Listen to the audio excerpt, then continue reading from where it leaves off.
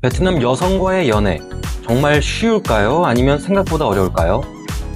혹시 베트남에 와서 여기서는 연애가 쉽게 되겠지라고 기대했다가 막상 현실을 마주하고 실망한 적이 있으신지요? 아니면 오히려 예상보다 너무 쉽게 연애가 시작되어 이래도 되는 건가 하는 당황스러운 경험을 해보셨나요? 베트남 여성과 연애를 생각하시는 분들 중에는 여러 가지 기대와 궁금증을 가지고 계신 분들이 많을 겁니다.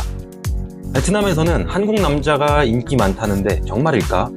언어가 잘 안 통해도 연애가 가능할까? 베트남 여성들은 결혼을 전제로 만나는 걸까? 아니면 가볍게 연애하는 걸까? 이런 궁금증들을 가지고 계신 분들을 위해 오늘 영상에서는 베트남 여성과의 연애가 왜 쉬운지, 그리고 반대로 어떤 점이 어려운지 솔직하고 현실적인 이야기를 해보려고 합니다.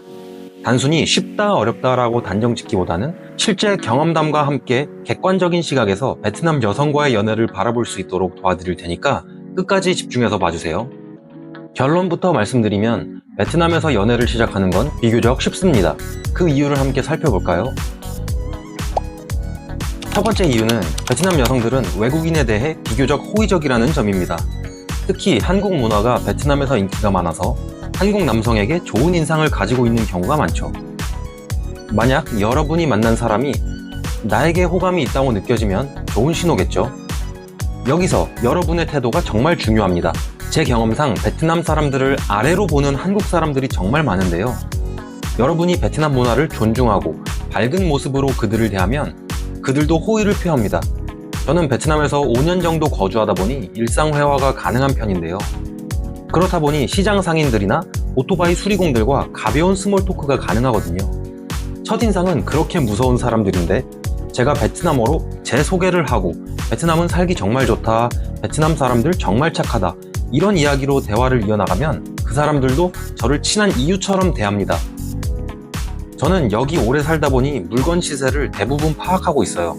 그래서 이 사람이 나한테 바가지를 씌우는지 아닌지 금방 파악합니다. 이렇게 친근한 대화를 주고받는 경우에는 첫 방문이라도 바가지를 잘 안 씌우더라고요. 만약에 어떤 서양인이 여러분 가게에 방문해서 와, 음식 정말 맛있게 먹었습니다. 한국 음식 너무 맛있네요. 이렇게 한국어로 이런 말을 한다면 여러분은 기분이 어떨 것 같으신가요? 베트남 이성을 만날 때도 마찬가지겠죠. 외국인에게 기본적으로 호의적인 이유는 호기심 때문입니다. 이 호기심을 긍정으로 바꾸는 것과 혐오로 바꾸는 건 여러분의 태도에 달렸습니다. 한국인이라는 이유로 우위에 있다고 생각하지 말고 존중하는 모습을 보여주세요. 두 번째 이유는 베트남 여성들이 연애에 있어서 꽤 적극적이라는 점입니다. 베트남은 어려서부터 성에 대해 개방적입니다. 어쩌면 우리가 성에 대해 보수적인 한국에서 살다 보니 비교적 그렇게 보이는 거일 수도 있는데요. 최근 경제 발전과 글로벌 문화의 유입으로 연애와 성에 대한 인식이 개방적으로 변하고 있습니다. 특히 한국, 미국, 유럽 등 외국 문화가 베트남에서 인기가 많아지면서 외국인과의 연애에 대한 호기심과 관심이 증가했죠.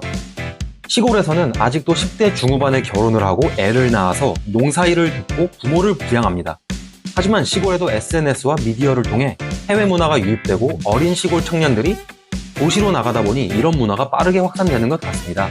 그리고 베트남 여성들은 대부분 결혼을 전제하에 연애를 하기 때문에 적극적인 태도를 보입니다.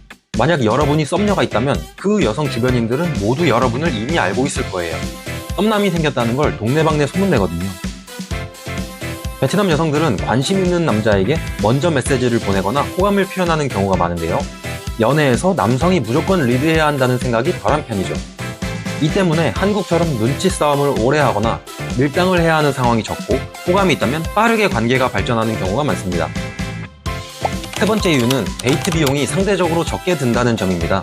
한국에서는 고급 레스토랑에서 데이트하려면 큰 비용이 들지만 베트남에서는 미슐랭 레스토랑에 방문하는 것도 큰 부담이 안 될 정도로 물가가 합리적입니다. 그리고 베트남은 사파, 하롱베이, 다낭, 달랏 등 다양한 여행지가 있는데 베트남에서는 이 모든 곳이 국내 여행입니다. 비용 부담이 없다 보니 여러 즐길 곳을 많이 방문해 연인과의 추억을 남길 수 있죠. 결과적으로 금전적인 부담이 덜하고 데이트의 질과 만족도가 높아집니다. 자, 여기까지는 분위기 좋았는데 이제 불편한 진실을 얘기해 드릴게요. 가장 큰 장벽은 역시 문화 차이입니다. 한국 남성이 베트남 여성과 연애를 할 때 가장 큰 차이를 느끼는 부분은 금전적인 기대치입니다. 베트남에서는 남성이 데이트 비용을 부담하는 것이 일반적이며 한국 남성에게 경제적으로 더 여유롭다는 인식이 있어서 여자친구뿐만 아니라 그녀의 가족까지도 지원을 기대하는 경우가 있죠. 특히 결혼을 전제로 한 연애라면 가족을 돕는 것이 자연스럽게 받아들여질 수도 있어요. 결혼 후에 여러분이 버는 돈이 자연스럽게 그녀의 가족에게 갈 수도 있습니다. 이는 가족 중심 문화와도 연결이 되는데요. 베트남 여성들은 부모님의 의견을 많이 따르고 중요한 결정을 할 때도 가족의 승인을 받는 경우가 많아요. 또한 부모님이 남자친구를 직접 만나 평가하는 문화가 있어서 여러분이 부담을 느낄 수도 있습니다. 결혼을 빨리 하는 것이 일반적인 베트남에서는 연애 초기부터 결혼 이야기도 나오기도 하는데 장기 연애를 선호하는 한국 남성에게는 부담스러울 수도 있습니다. 연락 스타일에서도 차이가 있는데요. 베트남 여성들은 애인이 자주 연락해주기를 바라며 연락이 뜸하면 사랑이 식었다고 생각할 수도 있는데요. 반면 한국 남성들은 개인 시간을 중시하는 경우가 많아 잦은 연락 요구가 간섭이나 집착처럼 느껴질 수도 있습니다. 애정 표현 방식에서도 차이가 있습니다. 베트남에서는 공공장소에서 손을 잡거나 포옹하는 것이 자연스럽지만 이런 행동을 어색해하는 한국 남성들이 많습니다. 애정을 공개적으로 표현하지 않으면 베트남 여성은 사랑받지 못한다고 느낄 수도 있습니다. 마지막으로 시간 개념이 많이 다릅니다. 한국인이라면 약속 시간 전에 약속 장소에 도착하는 게 당연시 되는데요. 베트남에서는 약속 시간을 엄격하게 지키지 않는 경우가 많습니다. 이런 것들은 모두 베트남에서 당연하게 여겨지는 문화입니다. 우리랑 다르다는 이유로 우리에게 억지로 맞추는 걸 강요하지 말고 서로의 문화를 이해하고 배려한다면 좋은 관계를 유지할 수 있을 겁니다. 서로의 언어가 다르면 감정 전달, 갈등 해결, 문화적 차이를 이해하는 데 어려움이 생깁니다. 먼저 연애에서는 감정 표현이 중요한데 언어 차이로 인해 미묘한 뉘앙스를 제대로 전달하지 못할 수도 있습니다. 예를 들어 한국에서는 잘 들어갔어 라는 표현이 자연스럽지만 베트남어로 직역하면 이상하게 들릴 수 있죠. 또한 베트남 여성들은 감정을 자주 표현하는 반면 한국 남성들은 감정 표현이 적어 오해가 생길 수도 있습니다. 언어 때문에 갈등이 생겼을 때 해결하는 것도 어려워지는데요. 싸움이 발생하면 감정을 솔직히 표현하는 것이 중요한데 언어가 다르면 속마음을 정확히 전달하기 어렵습니다. 한국어는 돌려 말하는 표현이 많지만 베트남어는 직설적이어서 기분이 상할 수도 있죠. 그리고 문화적 맥락을 이해하기 힘들 때가 있습니다. 언어에는 문화적 배경이 포함되어 있는데 예를 들어 한국어에는 다양한 높임말이 있지만 베트남어에서는 존칭이 덜 강조됩니다. 문화가 다르면 당연히 갈등이 생기기 마련입니다. 하지만 이 문화의 차이로 생기는 갈등을 언어로 설명하기 어렵다면 오해가 생기게 됩니다. 그럼 영어로 대화하면 어떨까요? 많은 국제 커플이 영어로 대화하지만 영어 역시 모국어가 아니면 감정을 100% 표현하기 어렵습니다. 특히 깊은 대화를 나눌 때 한계가 있으며 언어 실력 차이로 인해 관계의 주도권이 기울어질 수도 있죠. 결과적으로 서로의 언어를 배우려는 노력이 중요하며 감정을 명확하게 표현하는 습관을 기르는 것이 도움이 되는데요. 또 문화 차이를 이해하고 서로의 행동이 오해에서 비롯된 것일 수 있음을 인식하는 것이 필요합니다. 결국 언어 차이는 연애에서 큰 장애물이지만 서로 이해하고 노력하면 충분히 극복할 수 있습니다. 하지만 긴 시간 동안의 인내심과 이해심이 필요하겠죠. 마지막으로 베트남 여성과의 연애가 기대만큼 쉽지 않은 이유 중 하나는 한국 남성들의 높아진 눈높이입니다.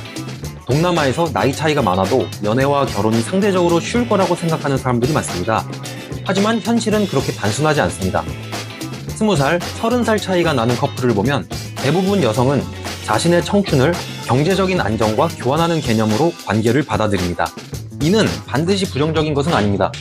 서로 원하는 것이 일치하고 관계가 긍정적으로 지속된다면 윈윈 관계가 될 수도 있습니다.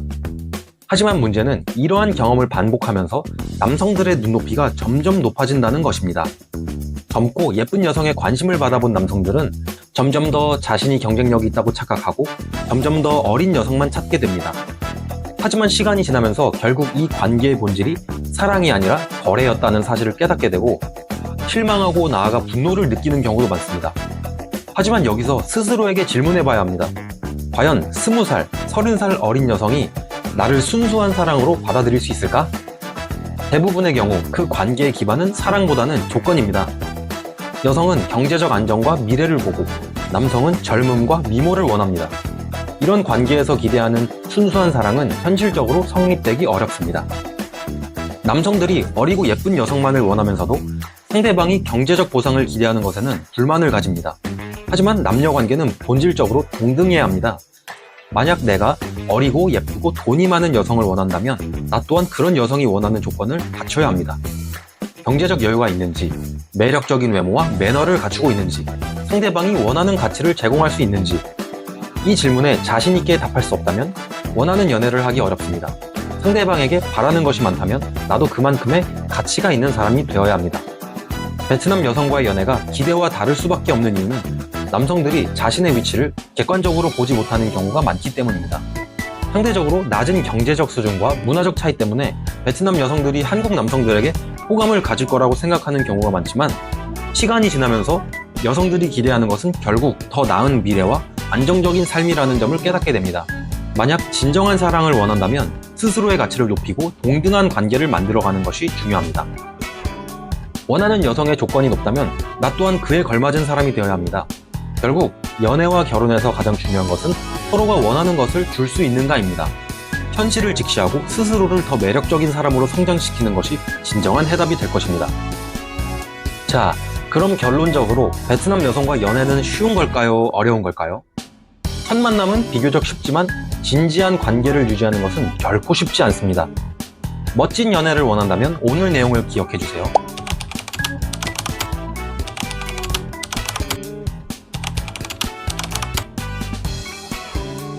어떤 연애든 가장 중요한 건 서로에 대한 이해와 존중이겠죠. 여러분은 어떻게 생각하시나요? 댓글로 여러분의 의견을 남겨주세요. 다음 영상에서는 한국 남성이 베트남에서 생존하는데 필요한 비용, 이 주제에 대해 다뤄보겠습니다. 궁금하신 분들은 다음 영상도 기대해주세요.